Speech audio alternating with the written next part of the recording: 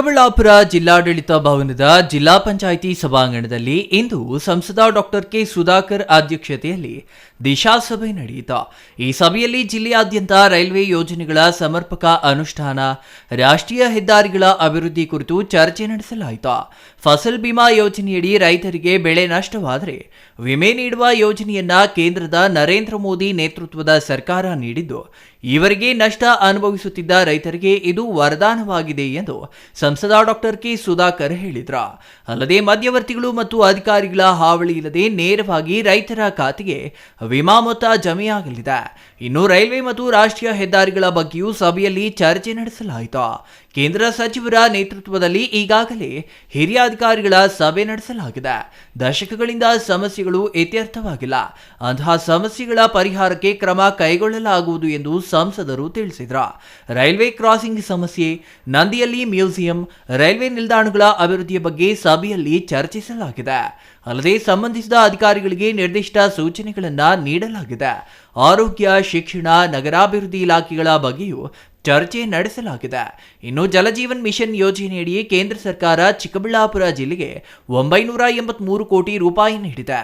ಒಟ್ಟು 1640 ಗ್ರಾಮಗಳಲ್ಲಿ ಯೋಜನೆ ಅನುಷ್ಠಾನ ಮಾಡಲಾಗುತ್ತಿದೆ. ಜೊತೆಗೆ ಬಹು ಗ್ರಾಮಗಳ ನೀರಾವರಿ ಯೋಜನೆ 3 ಮಂಜೂರು ಮಾಡಲಾಗಿದ್ದು, 2 ಈಗಾಗಲೇ ಪ್ರಗತಿಯಲ್ಲಿದ್ದು, ದಂಡಿಗಾನಹಳ್ಳಿ ಯೋಜನೆ 15 ದಿನದಲ್ಲಿ ಪ್ರಾರಂಭವಾಗಲಿದೆ ಎಂದು ಸಂಸದರು ಹೇಳಿದರು.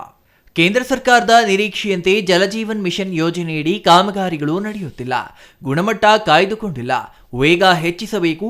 ಡಿಸೆಂಬರ್ಗೆ ಮುಗಿಸಬೇಕಿದ್ದ ಯೋಜನೆ ಇನ್ನೂ ಮುಗಿದಿಲ್ಲ. ಗುತ್ತಿಗೆದಾರರ ಸಮಸ್ಯೆಯೂ ಇದೆ. ಗುತ್ತಿಗೆದಾರರು ಸರಿಯಾದ ರೀತಿಯಲ್ಲಿ ಸ್ಪಂದಿಸುತ್ತಿಲ್ಲ ಎಂಬ ಆರೋಪಗಳಿವೆ. ನಿರ್ಲಕ್ಷ್ಯ ವಹಿಸಿದ ಗುತ್ತಿಗೆದಾರರ ವಿರುದ್ಧ ಕ್ರಮಕ್ಕೆ ಸೂಚಿಸಲಾಗುವುದು. ಇನ್ನು ದೇಶದಲ್ಲಿಯೇ ಚಿಕ್ಕಬಳ್ಳಾಪುರವನ್ನ ಮಾದರಿ ಮಾಡುವ ಗುರಿ ಹೊಂದಲಾಗಿದೆ. ಅದೇ ಕಾರಣಕ್ಕೆ ಪ್ರಧಾನಮಂತ್ರಿ ಪ್ರಗತಿ ಪಥ್ ಯೋಜನೆ ಅನುಷ್ಠಾನವಾಗಲಿದೆ. ಪ್ರತಿ ಜಿಲ್ಲೆಗೆ ಸುಮಾರು 40 ಕಿಲೋಮೀಟರ್ ರಸ್ತೆ ಅಭಿವೃದ್ಧಿ ಪಡಿಸಲಾಗುವುದು ಎಂದರು. ಇನ್ನು ರಾಜ್ಯದಲ್ಲಿ ಕಾನೂನು ಸುವ್ಯವಸ್ಥೆ ಸಂಪೂರ್ಣ ಹಾಳಾಗಿದೆ. ಚಿಕ್ಕಬಳ್ಳಾಪುರ ಕ್ಷೇತ್ರದಲ್ಲಿ ಸಿನಿಮೆಯ ರೀತಿಯಲ್ಲಿ ಕೊಲೆ ಮಾಡಲಾಗಿದೆ. ಈವರೆಗೆ ಕೇಳಿಲ್ಲ ನೋಡಿಲ್ಲ ಅಷ್ಟು ಬರ್ಬರವಾಗಿ ಕೊಲೆ ನಡೆದಿದೆ. ಜೆಡಿಎಸ್ ಕಾರ್ಯಕರ್ತನ ಬರ್ಬರ ಹತ್ಯೆಯಾಗಿರುವ ಬಗ್ಗೆ ಪೊಲೀಸ್ ವರಿಷ್ಠಾಧಿಕಾರಿಗಳೊಂದಿಗೆ ಮಾತನಾಡಿದ್ದೇನೆ. ರಾಜ್ಯದಲ್ಲಿ ಭಯ ಇಲ್ಲವಾಗಿದೆ. ಸರ್ಕಾರದ ಮೇಲೆ ಭಯ ಇದ್ದರೆ ಇಂತಹ ಕೃತ್ಯಗಳು ಪದೇ ಪದೇ ಆಗುವುದಿಲ್ಲ. ರಾಜ್ಯದಾದ್ಯಂತ ಮತ್ತೆ ಮತ್ತೆ ಪುನರಾವರ್ತನೆಯಾಗಲು ಕಾನೂನು ಸುವ್ಯವಸ್ಥೆ ಸಂಪೂರ್ಣ ಇಲ್ಲವಾಗಿದೆ ಎಂದು ರಾಜ್ಯ ಸರ್ಕಾರದ ವಿರುದ್ಧ ಕಿಡಿಕಾರಿದ್ರು. ಬಾಣಂತಿಯರ ಸಾವು ಎಷ್ಟಾಗಿದೆ ಎಂಬುದಕ್ಕೆ ಯಾರಾದರೂ ಉತ್ತರ ಕೊಡುತ್ತಿದ್ದಾರಾ? ಈ ಹಿಂದೆ 10-12 ಸಾವಾಗಿದ್ರೆ ಅವರ ಮನೆಗಳಿಗೆ ಕಾಂಗ್ರೆಸ್ ಮುಖಂಡರು ಹೋಗಿ ಪರಿಹಾರ ನೀಡಿದ್ದಾರೆ. ಈಗ 400 ಮಂದಿಗೂ ಹೆಚ್ಚು ಸಾವಾಗಿದೆ. ಅವರಿಗೆ ಯಾಕೆ ಪರಿಹಾರ ನೀಡುತ್ತಿಲ್ಲ? ಚುನಾವಣೆ ಇಲ್ಲ ಎಂಬ ಕಾರಣಕ್ಕ ಎಂದು ಲೇವಡಿ ಮಾಡಿದ್ರ.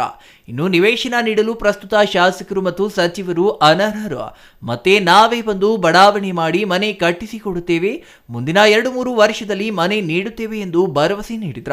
ಇನ್ನು ಕೇಂದ್ರದ ಯೋಜನೆಗಳಲ್ಲಿ ರಾಜ್ಯ ಸರ್ಕಾರದ ಅನುದಾನವೂ ಇದೆ ಎಂಬ ಜಿಲ್ಲಾ ಉಸ್ತುವಾರಿ ಸಚಿವರ ಹೇಳಿಕೆಗೆ ತಿರುಗೇಟು ನೀಡಿದ ಸಂಸದರು, ಕೇಂದ್ರ ನೀಡಿದ ಅಕ್ಕಿ ಬ್ಯಾಗ್ ಮೇಲೆ ಅನ್ನಭಾಗ್ಯ ಯೋಜನೆ ಎಂದು ಹಾಕಿಕೊಳ್ಳುವ ದುರ್ಗತಿ ಬಿಜೆಪಿಗೆ ಬಂದಿಲ್ಲ.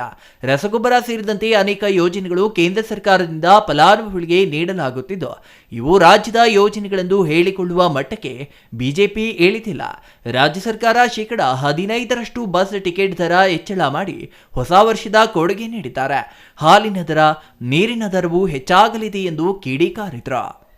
ಚಿಕ್ಕಬಳ್ಳಾಪುರ ನಗರ ಎಂಟ್ರಿ ಆಗುವಂತಹ ಒಂದು ರೈಲ್ವೆ ಕ್ರಾಸಿಂಗ್ ಇರ್ಬೋದು, ಮತ್ತು ಅಗಲುಗುರ್ಕಿ ಹತ್ರ BGS ಸಂಸ್ಥೆ ಹತ್ರ ಇರ್ತಕ್ಕಂಥ ಒಂದು ರೈಲ್ವೆ ಕ್ರಾಸಿಂಗ್ ಇರ್ಬೋದು, ಮತ್ತು ನಂದಿಗೆ ಪ್ರವೇಶ ಮಾಡುವಂಥ ರೈಲ್ವೆ ಕ್ರಾಸಿಂಗು, ರೈಲ್ವೆ ನಿಲ್ದಾಣಗಳು, ಮ್ಯೂಸಿಯಮ್ಮು, ನಂದಿಯಲ್ಲಿ ಮ್ಯೂಸಿಯಂ, ಹೀಗೆ ಅನೇಕ ವಿಷಯಗಳು ರೈಲ್ವೆಗೆ ಸಂಬಂಧಿಸಿರುವಂಥದ್ದು.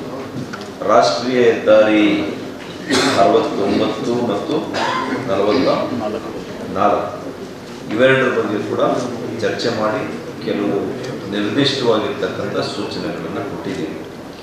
ಇನ್ನು ಮಧ್ಯಾಹ್ನದಾದಮೇಲೆ ಆರೋಗ್ಯ ಇಲಾಖೆ, ಶಿಕ್ಷಣ, ನಗರಾಭಿವೃದ್ಧಿ, ಹೀಗೆ ಅನೇಕ ಇಲಾಖೆಗಳು ಇನ್ನೂ ಕೂಡ ಇದ್ದಾವೆ. ಅದನ್ನೆಲ್ಲ ಕೂಡ ಸಂಪೂರ್ಣವಾಗಿ ಚರ್ಚೆ ಮಾಡಿ ಒಂದು ಒಳ್ಳೆಯ ಪ್ರಗತಿ ಆಗಬೇಕು. ಎಲ್ಲದಕ್ಕಿಂತ ಮುಖ್ಯವಾಗಿ ಜಲಜೀವನ್ ಮಿಷನ್ ಆ ಯೋಜನೆ ಬಗ್ಗೆ ಕೂಡ ನಾವು ಚರ್ಚೆ ಮಾಡಿದ್ದೀವಿ. ಅನೇಕ ಗ್ರಾಮಗಳಲ್ಲಿ ನೋಡಿ, ನಮ್ಮ ಜಿಲ್ಲೆಗೆ ಸುಮಾರು 983 ಕೋಟಿ ರೂಪಾಯಿ 983 ಕೋಟಿ ರೂಪಾಯಿ ನಮ್ಮ ಕೇಂದ್ರ ಸರ್ಕಾರ ಜಲ್ ಜೀವನ್ ಮಿಷನ್ ಮನೆ ಮನೆಗೆ ನಲ್ಲಿ ಮೂಲಕ ಕೊಡುವಂಥ ನೀರು ಯೋಜನೆಗೆ ಕೊಟ್ಟಿದೆ ಈ ಚಿಕ್ಕಬಳ್ಳಾಪುರ ಜಿಲ್ಲೆ. ಇದು ಗುಣಮಟ್ಟದಲ್ಲಿ ನಮಗೆ ಕೇಂದ್ರ ಸರ್ಕಾರ ಬಯಸಿರುವಂಥ ಉದ್ದೇಶ ಮಾಡಿರುವಂಥ ಒಂದು ಗುಣಮಟ್ಟ ಇನ್ನೂ ಕೂಡ ಕಾಯ್ದುಕೊಂಡಿಲ್ಲ ಅನ್ನುವಂಥ ಬೇಸರವನ್ನು ನಾವು ವ್ಯಕ್ತಪಡಿಸಿದ್ದೀವಿ. Vijayaraj, CTV news, Chikkaballapur.